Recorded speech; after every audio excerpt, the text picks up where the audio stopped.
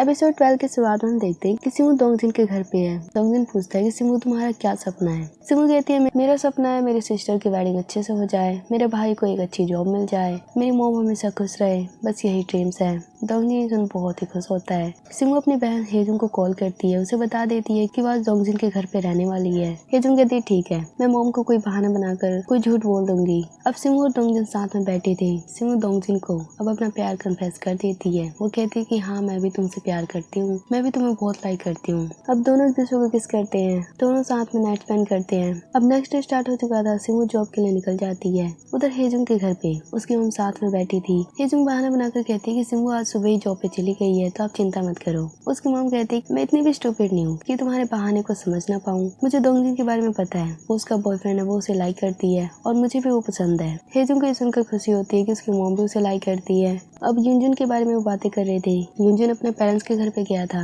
दोंगजिन जब उठता है वो देखता है कि सिमू उसके लिए खाना बना कर गई है। वो ये देखकर बहुत ही खुश होता है। उधर सिमू ऑफिस में थी। वो जुनसुक से मिलती है और कुछ दिनों का टाइम मांगती है। जुनसुक उस पर गुस्सा कर रहा था। वो कह रहा था कि तुम दोंगजिन को सच्चाई कब बताओगी, पर सिमू बार बार उससे रिक्वेस्ट करती है कि उसे कुछ टाइम चाहिए। अब जुनसुक मान जाता है। उधर युनजुन को हम देखते हैं जो ब्लाइंड डेट पे गया था क्योंकि उसकी मॉम ने उसे फोर्स किया था, पर वो उस गर्ल में बिल्कुल भी इंटरेस्टेड नहीं था। उधर हेजुंग को हम देखते हैं जो लंच पे गई थी, पर आज उसके साथ कोई भी नहीं था। वो अकेले ही लंच कर रही थी। उसकी कलीग भी दूसरी तरफ लंच कर रही थी, पर हेजुंग उनको ज्वाइन नहीं करती है। उधर युनजुन के ब्लाइंड डेट को हम देखते हैं जो उस गर्ल को डायरेक्टली बोल देता है कि मैं तुम्हें बिल्कुल भी इंटरेस्टेड नहीं हूँ, मैं तुम्हें लाइक नहीं करता। उसी टाइम उसे मना कर देता है। वो गर्ल भी उसे बहुत डांटती है और वहाँ से चली जाती है। उधर सिमू को हम देखते हैं जो काम कर रही थी। जुनसुक और दोंगजिन बाहर जा रहे थे, पर दोंगजिन पहले सिमू के पास जाता है, उसे ब्रेकफास्ट के लिए थैंक्स कहता है। सिमू मन ही मन बहुत ही दुखी थी कि वो उसे सच्चाई कैसे बताए। उधर युनजुन डिनर कर रहा था। उसे सिमू की चिंता हो रही थी। वो उसे कॉल करने की कोशिश करता है पर कर नहीं पाता। अब वो फार्मेसी स्टोर के आगे बैठ जाता है और बहुत ही ज्यादा टेंशन में था। तभी वहाँ हेजुंग आती है। वो उसके साथ बैठ जाती है और दोनों साथ में हंसी मजाक करने लगते हैं। युनजुन अपनी परेशानी हेजुंग को बताने लगता है। दोंगजिन को हम देखते हैं जो जुनसुक के साथ था। जुनसुक उसे कहता है कि सिमू ने अब तक अपना मूड चेंज नहीं किया है, वो इस महीने के लास्ट तक कंपनी छोड़ देगी। दोंगजिन अब सिमू के लिए थोड़ा चिंता में था। वो उसे कॉल करता है पर उसका फोन हम देखते हैं कि सिमू के पास उसका फोन नहीं था। वो बाहर मार्केट में थी और उसका फोन घर पर था। सिमू बाहर सामान खरीद रही थी। वहीं मिनिंग भी आई हुई थी। अब दोनों साथ में बातें करते हैं। मिनिंग सिमू को बता देती है कि मैं जल्दी दूसरी जगह शिफ्ट हो रही हूँ और मैंने ड्रिंक करना भी छोड़ दिया है। उधर दोंगजिन की मॉम का जो बॉयफ्रेंड था वो घर में सारे गहनों को, जितने भी कीमती चीजें थी, वो उसको पैक कर रहा था और घर से भागने की कोशिश कर रहा था। हिजा ये देख लेती है, उसे डांटने लगती है। उसका बॉयफ्रेंड आज उसे बोल देता है कि मैं तो बस पैसों के लिए तुम्हारे साथ था। हिजा का बॉयफ्रेंड अब पैसे लेके जाने लगता है। हिजा कहती है मैं पुलिस कंप्लेन कर दूंगी। बॉयफ्रेंड कहता है कि कर लो, मेरे साथ साथ तुम भी फंसोगी क्योंकि मैंने तो कुछ गलतियां करी है, तुमने भी उससे ज्यादा करी है। मुझे पता है सिमू के डैड की विल जो है वो तुमने छुपा कर रखी है। अब हम देखते हैं कि दोंगजिन ऑफिस के लिए रेडी हो रहा है। हिजा बहुत ही परेशान थी। वो मिनिंग से मिलने आती है। मिनिंग उस टाइम अपने कस्टमर को देख रही थी जो उसके अपार्टमेंट को देखने आए थे, पर हिजा के कारण वो उन लोगों को देख नहीं पाती।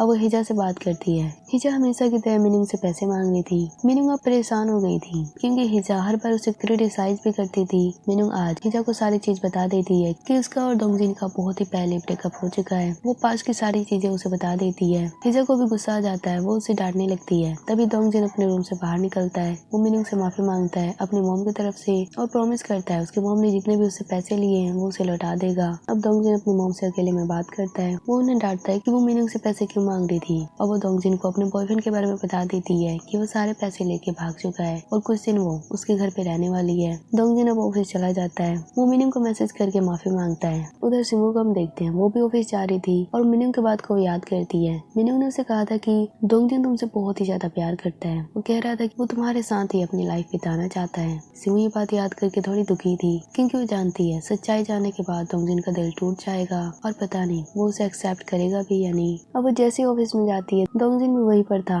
अब दोनों साथ में बातें करने लगते हैं। दोंगजिन सिमू से रिक्वेस्ट करता है कि क्या तुम कंपनी में परमानेंट जॉब नहीं कर सकती, तुम जॉब क्यों छोड़ना चाहती हो। सिमू मना कर देती है। वो कहती है कि नहीं मुझे छोड़ना ही होगा। अब वो उसे अपनी सच्चाई बताने ही वाली थी पर तभी ऑफिस के एम्प्लॉय आ चुके थे जिसके कारण वो अपने डेस्क पे चली जाती है और वो सच्चाई बता नहीं पाती। सिमू की मॉम कांगो के साथ थी। कांगो अपने मॉम के साथ अपनी बुआ से मिलने जा रहा था। वे अपने घर को वापस कैसे हासिल करें इस बारे में वो बात करने जा रहे थे। सिमू की जो बुआ थी वो हिजा के बारे में उन्हें बता देती है और कहती है कि मुझसे ज्यादा तो सिमू इन चीजों के बारे में जानती है। वो हिजा के बेटे से भी मिल चुकी है और उनके कारण जेल में भी गई थी।